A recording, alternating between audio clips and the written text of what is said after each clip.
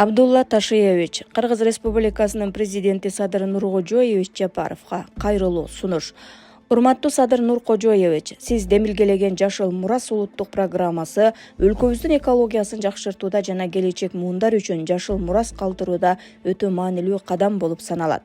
Бирок практика көрсөткөндөй, жыл сайын отургузулган көчөттөрдүн көпчүлүгү сугаттын жетишсиздигинен, кароонун жоктугунан жана жоопкерчиликтин так болбогондугунан улам куурап калууда. Натыйжада жакшы демилге толук натыйжа бербей, мамлекеттик каражаттар натыйжасыз пайдаланылып калууда. Ушуга байланыштуу төмөнкүдөй сунуш киргизем. Биринчи, көчөттөрдү элге берүү системасын киргизүү. Мамлекет көчөттөрдү өзү отургузгандын ордуна аларды фермерлерге, айыл тургундарына жана жер иштеткен жарандарга берүү механизмин иштеп чыксын. Экинчи, жоопкерчилик жана кызыкчылык. Көчөт алган ар бир жаран аны өстүрүү, суугаруу жана коргоо боюнча жеке жоопкерчилик алсын. Бул ыкма көчөттөрдүн сакталуусун камсыз кылат. Үчүнчү, мөмөлүү жана киреше алып келүүчү көчөттөргө басым жасоо. Жөн гана декоративдик дарактар эмес, элге түз киреше алып келе турган алма, алмурут, өрүк, бадам, черешня жана башка көчөттөрдү көбөйтүү зарыл. Төртүнчү, экономикалык жана социалдык натыйжа. Бул ыкма аркылуу көчөттөрдүн сакталуусу жогорулайт, элдин кызыкчылыгы пайда болот, айыл чарба өнүгөт, экспорттук мүмкүнчүлүк кеңейет, өлкөнүн экономикасы өсөт. Мен Борбор Азия багбандар биримдигинин жетекчиси катары бул демилгени ишке ашырууга, активдүү катышууга, сапаттуу көчөттөр менен камсыз кылууга жана уюштуруу иштерине көмөк көрсөтүүгө даярмын. Сизден ушул сунушту карап чыгып, тиешелүү мамлекеттик органдарга тапшырма берүүңүздү өтүнөм. Урматтоо менен Абдулла Ташиевич, Борбор Азия багбандар биримдигинин жетекчиси. Бактуу Лиманбек кызы, дали актуалдуу. Падышадай Кудай назарын буруп кеткиче падышаны эч ким алдай албайт. Бет каптар сыйрыла берет. Тамчыдагы аэропорттун тосмосуна окшогон дубалдар элп эткен жел да себеп болуп урай берет. Атка минерлердин абийирлери ачылып, вазирлер алмаша берет. Дагы-далай кызыктарга күбө болобуз. Төмөндө 1 жыл мурунку пост.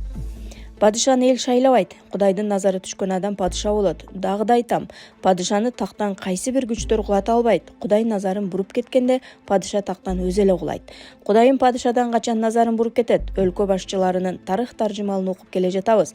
Айрыкча тактан кулаар алдындагы жүргүзгөн саясаттарына маани берсек, көпчүлүк учурда карапайым элди кордоп, калыстыктан тайганда, элди кыйнап эзген, мыйзамдарды чыгарып баштаганда, эл башы элден назарын буруп кеткенде Кудайымда эл башына демек сенин ишиң бүттү дейт экен. Кудайдын назары деген эмне? Назар менен бирге ар бир падышага көрөгөчтүк, сезимталдык касиет берилет. Мисалы, өзүнүн кесиби архитектор болсо дагы химиктердин сунушун бир угуп түшүнүү, өзүнө кайрылган адамдын кандай адамдыгын сезүү, ар бир сунушун сунуштамыш этип келген адамдын көмүскө максатын көрө билүү. Кудайдын назары падышада турганда ага карата жасала турган кыянатчылыктын жүзү алдын ала ачылып турат экен. Кол алдындагы буйрук аткаруучулардын былыктары бат эле калкып чыгып турат экен. Бардыгы кандайдыр бир күчтүн керемети менен алдында бажырайып жол картасы ачык болот экен. Кудайым назарын буруп кеткен күндөн тартып падыша сандыракта баштайт экен. 10 саат бою түшүндүрүп жатсаң дагы башын кашып эмне чечим чыгарарын билбей отуруп. Акыры тактан болбогон эле бир тетирек кадам үчүн шыбырылып түшүп калат тура. Андыктан көрбөй жатат, укпай жатат, алданып жатат, көзүн май басты деп акыл айткысы келгендер тынч эле отура турсак жакшы болмок. Тескери басса да, оң басса да ал падышанын өз тандоосу. Бетеге кетет, бел калат, бектер кетет, эл калат. Ар бир келип кеткен президент үчүн чурулдап тытыша берсек жакшы болмок беле чынында. Төмөндө Сталиндин акыркы ырын окугулачы. Ачык эле айтып отурбайбы? Сен мага ар дайым жол көрсөтүп келдиң, шыбырап келдиң, башкарып келдиң. Бирок сен азыр мени таштап кеттиң деп өзүн жандап келген кандайдыр бир касиетке кайрылып жатпайбы? Мекендеш ТВ. Эрнист аганын Адаха Мадумаровдон алган подкастын көрүп чыктым. Биз билбеген көп маалыматтар камтылыптыр. Генерал Асанкулов 11 жылдык кызматтык жумушта бир дагы саясий иш козгобогон тура бийиктик деп мына ошону айт.